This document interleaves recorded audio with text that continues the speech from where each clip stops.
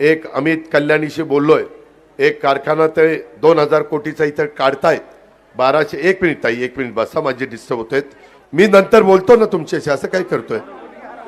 ताईंची मुलगी हरवली आहे, इकडे या. कुठे पोलिसात? ए PI काय नाव आहे? श्वेता कोकाटे. श्वेता कोकाटे नावाची मुलगी. तेव्हा का समोर आहे? कुठं हरवली राव? दादाच्या सभेत कशी हरवल? अरे ही काय 500 रुपये देऊन आलेली जनता नाही.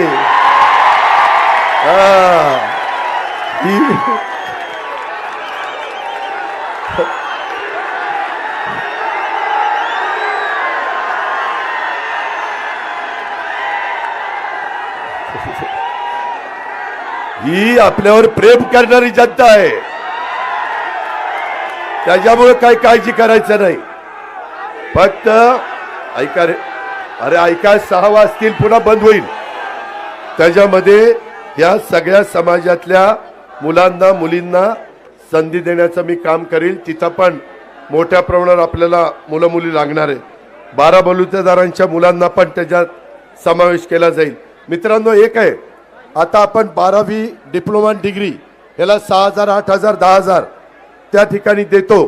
ते प्रशिक्षणार्थी म्हणून देतो. ते प्रशिक्षण घेत आहेत म्हणून त्यांना आपण मानधन देतोय आणि मग सर्टिफिकेट देणार आहे. त्याचाही फार चांगला फायदा हा आपल्याला सगळ्यांना झाल्याशिवाय राहणार नाही. मित्रांनो, मला आपल्याला सगळ्यांना सांगायचं आहे की एकंदरीत मी आपल्याला सांगू इच्छितो की काल मी महाराष्ट्रामध्ये दौऱ्यावर होतो.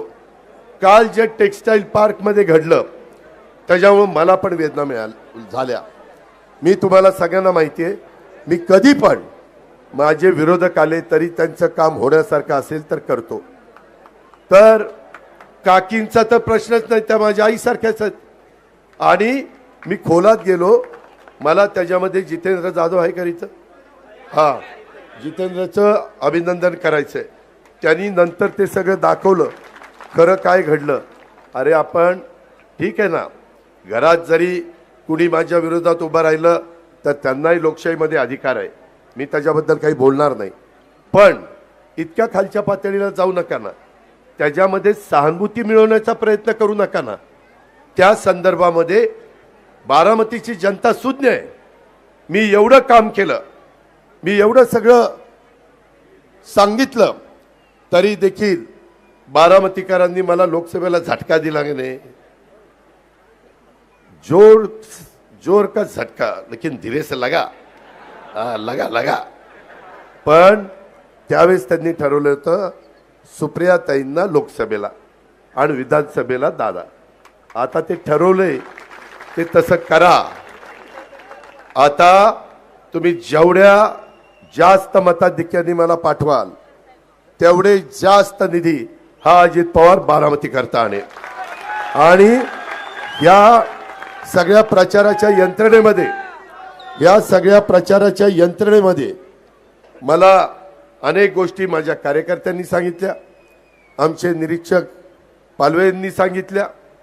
ह्या प्रचाराच्या निमित्तानं मी मागं थोडासा एकटा पडलेलो होतो, परंतु यावेळेस माझी आई माझ्याबरोबर आहे, यावेळेस माझ्या बहिणी माझ्याबरोबर आहेत, त्या फिरतायत. मग ती आमची अक्का असेल, रजू अक्का असेल, आमचे जय आणि पार तर त्याच्या बापाकरता तर फिरलं पाहिजेतच ना. त्याला माझ्या पोटची म्हणल्यावर फिरणार नाही तर काय करणार. आणि बायकोनी फिरलं पाहिजे, तिला तर काय, ती पराभूत झाली तरी तिला राज्यसभा दिली, त्याच्यावर ती खासदार आहे. त्याच्यामुळं तिथं पण त्यांचा सन्मान राष्ट्रवादी काँग्रेस पक्षाने ठेवलेला आहे. मित्रांनो, अशा पद्धतीनं माझी तुम्हाला विनंती आहे. मला एक चिठ्ठी आली की दादा अजूनही काहींना भावनिक करण्याचा प्रयत्न होतोय. काही घरात कट्टर दादांचं घर, त्या डीडीनं काय उत्तर दिलं, डीडी कुठे रे आहे का? अरे अरे त्याला सलामच केला पाहिजे. त्याला कुठनं तरी फोन आला आणि पट्ट्याने असं का उत्तर दिलं. तशा पद्धतीनं सडेतोड उत्तर द्यायला शिका. त्याबद्दल कुणाला घाबरण्याचं कारण नाही. तुमच्याकडनं चूक होऊन देऊ नका.